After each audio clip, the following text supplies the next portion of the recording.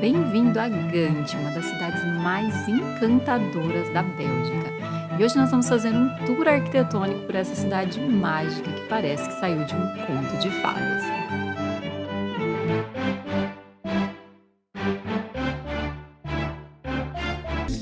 Oi gente, eu sou a Nani do blog Uma Casa Pra Decorar, sejam muito bem-vindos a mais um vídeo aqui do canal. E esse vídeo vai ser um pouco diferente, porque recentemente eu voltei de uma viagem de um mês para a Europa, onde eu pude conhecer cidades com arquitetura e monumentos incríveis. Então esse é o primeiro vídeo de um novo quadro aqui do canal de tours arquitetônicos pela Europa.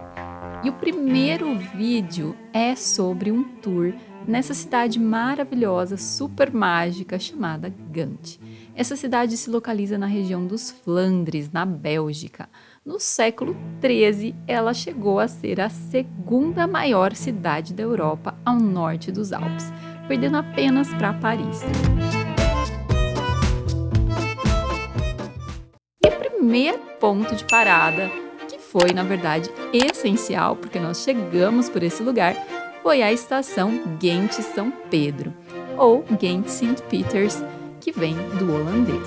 Ela combina elementos do neoclassicismo, do Art Nouveau e algumas partes do Art Deco. E logo que a gente chegou, a gente se deparou não só com essas pinturas maravilhosas, mas também com algo que chamou muito a nossa atenção. Foi o que eu chamo de estacionamento de bikes.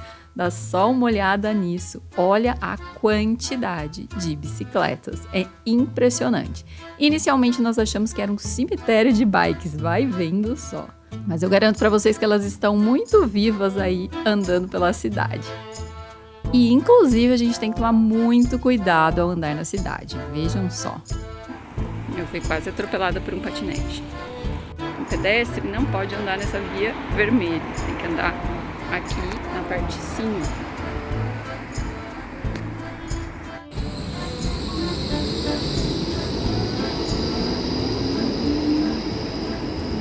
Trenzinho andando no meio dos carros. Ao longo do caminho nós encontramos algumas casas bem típicas da região. Dá só uma olhada que bonitinhas. E reparem como essas casas têm muita similaridade com a arquitetura parisiense. Eu sinto que é uma mistura da arquitetura parisiense com a arquitetura holandesa. O que faz todo sentido, né, gente? Devido à proximidade desses países, como eu mostrei lá no mapa no começo desse vídeo. Gente, olha isso, que bonitinho. Olha a arquitetura dessas casas. E podemos passar por meio de uma feira livre, em que os moradores colocam à venda itens que eles não utilizam mais. Foi muito interessante ver essa troca e algo bem nativo. E caminhamos para a nossa segunda parada, que foi a Catedral de São Nicolau. A Catedral de São Nicolau é um dos mais notáveis exemplos da arquitetura gótica da cidade. Ela foi iniciada no século XIII e ela é justamente um testemunho dessa rica tradição religiosa que existe na cidade, também da habilidade artística, gente, porque ela é incrível. Ao observar ela de perto, a gente consegue ver todos esses detalhes góticos e o interior dela é muito impressionante. Tem essas abóbadas altas e os vitrais coloridos, é realmente deslumbrante a Catedral de São Nicolau.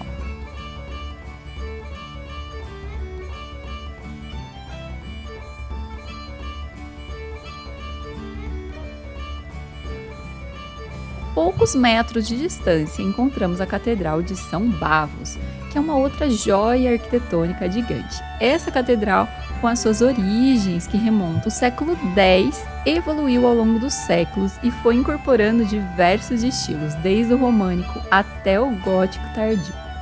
E a próxima parada foi o Campanário, ou a Torre Belfort. O Campanário ele tem 91 metros de altura, imaginem isso na Idade Média. E ela é uma maravilha da arquitetura medieval, né? Os seus detalhes góticos, as suas esculturas, essas aberturas ornamentadas, é realmente um testemunho de uma rica tradição artística de Gand, né? E esse monumento, ele é muito mais importante do que uma simples torre. Ele é um símbolo do sucesso econômico que Gand teve da sua autonomia também e da sua importância no comércio têxtil.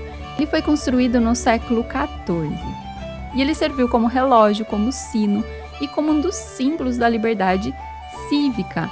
Em alguns contextos históricos, em algumas cidades europeias, essas torres e campanários, muitas vezes eles simbolizavam essa autonomia e independência da cidade com relação a esses poderes externos, né, como monarquias. E que é muito legal é que no topo desse campanário existe um dragão de cobre. E reza a lenda que esse dragão ele foi originalmente destinado à cidade de Bruges, que é ali pertinho. No entanto, quando ele estava a caminho de Bruges, dizem que ele foi interceptado e capturado pelos habitantes de Gante, que decidiram colocar ele lá no topo. E desde então, o dragão ele se tornou o guardião da cidade.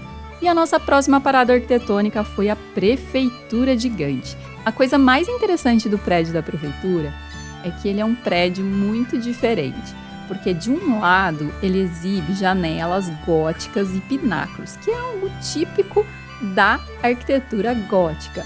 E do outro lado ele apresenta colunas renascentistas e ornamentos clássicos. Imaginem essa combinação de estilos em um único prédio. É um dos edifícios mais intrigantes da cidade. É uma combinação única que faz com que o prédio da prefeitura seja realmente um espetáculo à parte. A próxima parada é o Koren Market. O Koren Market está no coração ali de Gante, ele é uma praça histórica. E quando eu falo praça, geralmente aqui na Europa a gente tem muito o conceito de praças secas. Não necessariamente a gente vai ter o mesmo conceito de praças aqui do Brasil, que a gente vê tudo verdinho. Aqui não. Mas a gente encontra muita história nesse local. Ele era o epicentro da vida urbana. Originalmente era um mercado de grãos, por isso que veio esse nome, Koren Market. E ela é uma praça, né, que conta toda a história da arquitetura de Gante, porque ela tem desde casas góticas até fachadas renascentistas. Um dos destaques da praça é o Hotel Boutique 1898 The Post. Ele era o antigo correio da cidade. Olha só que prédio maravilhoso. Mas não é só isso, né? Esse local ele se tornou um verdadeiro ponto de encontro, onde as pessoas vêm para tomar um café, para ouvir música, para realmente vivenciar essa atmosfera única desse local. E é justamente, gente, o local para se fazer um turismo gastronômico e provar as comidas típicas, como o famoso doce roxo gelatinoso chamado Coubertin, com sabor de framboesa.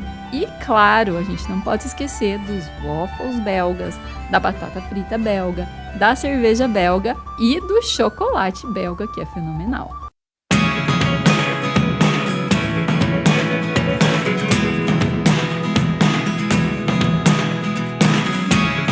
Never really know what's going on. Look at me sometimes like all you want to do is run. Hear me out, hear me out. It's all the things you never show.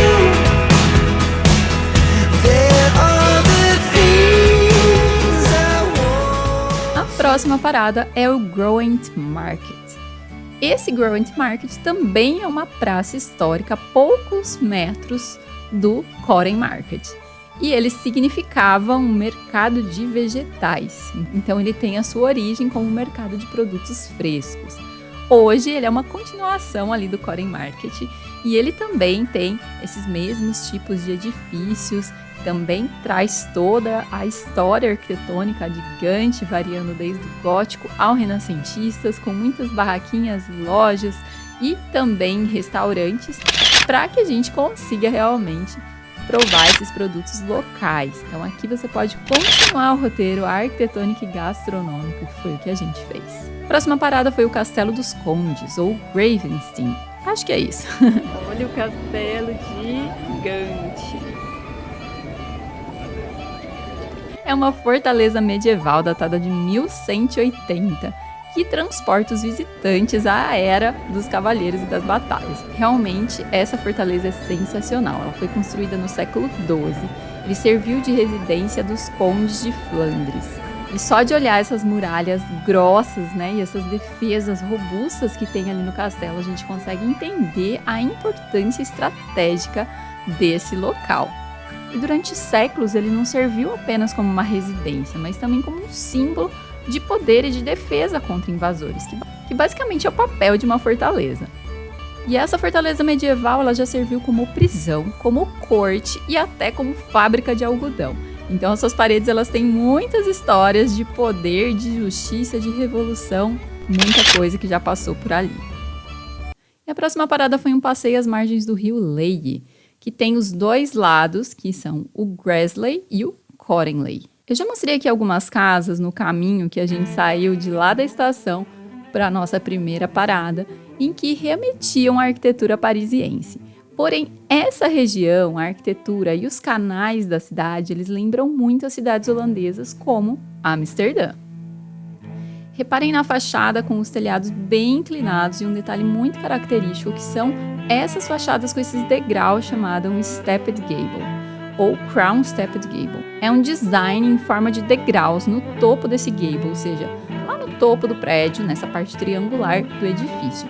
Ela é uma forma que não é apenas decorativa, ela era uma forma muito prática de finalizar essas camadas de tijolo. Mas existiam outras motivações por trás desse design super interessante e muito bonito. A primeira delas era justamente porque facilitava na hora de subir no telhado para limpar as chaminés. Então ficava como se fossem os degrauzinhos e isso facilitava. Outra coisa que existia também eram as restrições de construção e impostos. Como os impostos eram altos, se as fachadas ficassem largas, eles teriam que pagar mais impostos. Então, uma das alternativas era construir o prédio na sua verticalidade. Se tornou realmente um elemento arquitetônico da região. E aqui algumas curiosidades. A primeira é que a influência de países como a França, a Holanda, a Alemanha, ela não ocorre somente na arquitetura, mas ocorre também no idioma. Afinal, lá na Bélgica não existe um único idioma. Lá é falado o holandês, o alemão e o francês. Mas a gente consegue se virar com o inglês também. A segunda curiosidade é que em muitas cidades europeias, incluindo Gant, algumas dessas casas foram construídas com as fachadas inclinadas para facilitar o içamento de mercadorias e de móveis, mas principalmente de mercadorias. E essas casas, muitas vezes localizadas perto dos canais, elas tinham os ganchos. Então, a inclinação, muitas vezes a gente vê realmente essa fachada um pouco mais inclinada na beira ali do rio Lys, ou Ley, né, no holandês, e a gente realmente percebe uma leve inclinação. Tudo isso foi proposital, justamente para facilitar esse içamento, sem que os produtos ficassem batendo nas paredes.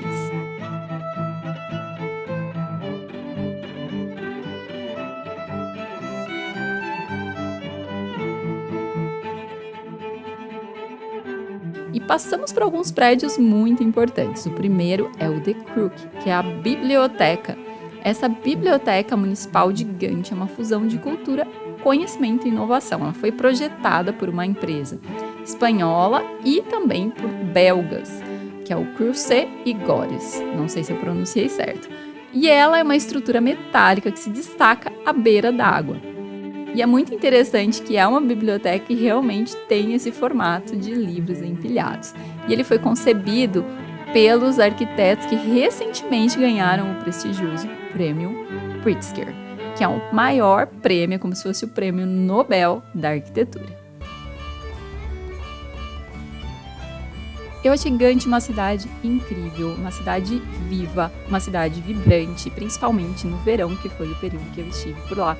E realmente é uma cidade que vale muito a pena. A gente aprende muito vendo esses prédios, esses edifícios históricos, entendendo a sua função em determinados períodos e como que ela foi se adaptando ao longo do tempo. E eu espero que vocês tenham gostado desse vídeo super diferente de tour arquitetônico pela Europa. Se inscrevam aqui no canal para mais vídeos que vêm pela frente e de interiores também, porque eu também farei os vídeos de tour pelos locais em que eu me hospedei também na Europa. E se vocês gostaram, não se esqueçam de curtir, de se inscrever aqui no canal para mais vídeos de arquitetura e de decoração. Gente, eu sempre falei que teria vídeos de arquitetura aqui nesse canal. Promessa é dívida. Então tá aqui o primeiro vídeo dessa série. Se inscrevam aqui no canal para conferir os próximos e a gente se vê no próximo vídeo. Até mais!